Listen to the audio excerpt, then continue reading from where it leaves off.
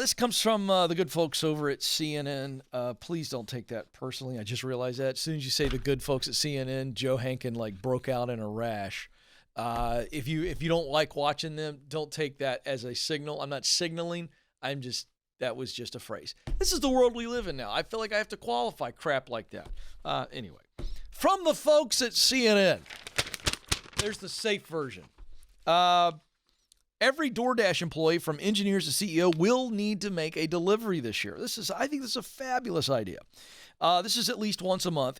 Every DoorDash employee, and if you don't know what DoorDash is, it's one of those delivery services, and this is the new world. Which, by the way, quick aside, my neighborhood, which I will not reveal, in Franklin, Tennessee, has been selected, I haven't told you all this, has been selected as a Amazon drone neighborhood. Have you heard about this? Amazon has been allowed by the FAA to start testing drone delivery of packages. And they are rolling this out throughout the United States. Now, I knew it was coming. We got the email in November. My neighborhood. And I think it's sometime this spring. I just want you to know, Alex, that as soon as it's allowed, I'm going to order something. Like pencils. I don't even care. And just sit there on the front porch and wait for the drone to descend down and hand me my delivery. I can't wait. I'll probably do it live on Instagram, so stay tuned on at Ken Coleman on Instagram. But just a little thing. So this is the future, is my point. DoorDash, everybody's going to deliver stuff to you. In 10 years, we're not going to go anywhere for anything. It's going to be fantastic.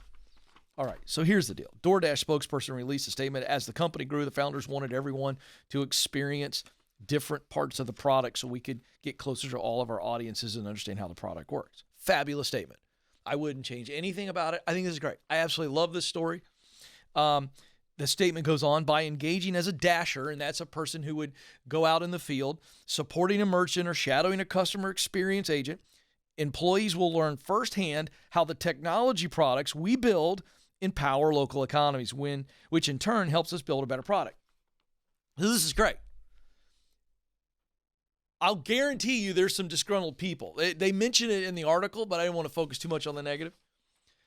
But I could see somebody going, well, I'm this, I'm that. Why is it important that the programmer who's designing a web page or something go do this? Because they need to see how their work indirectly impacts the people. I think this is a fabulous idea, and I would tell leaders, you need to take a page from DoorDash and to the extent that you can effectively and efficiently have your team members engage directly with a customer on some level. That's all I'm saying.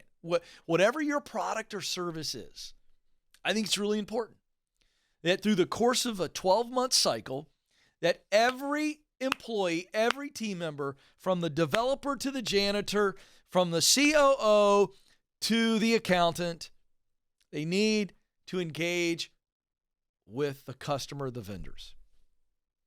It's a game changer. A couple of things happens here. I'm going to teach out of this. A couple of things happen when you do this. Number one, what I mentioned earlier is that the employee now has a much more intimate connection to their work. The employee has a much more intimate connection to the customer because they actually see them, they look at them, or the vendors, they see and feel things that they don't see and feel when they're just coming into the office doing their job. And that intimacy is going to do one of two things.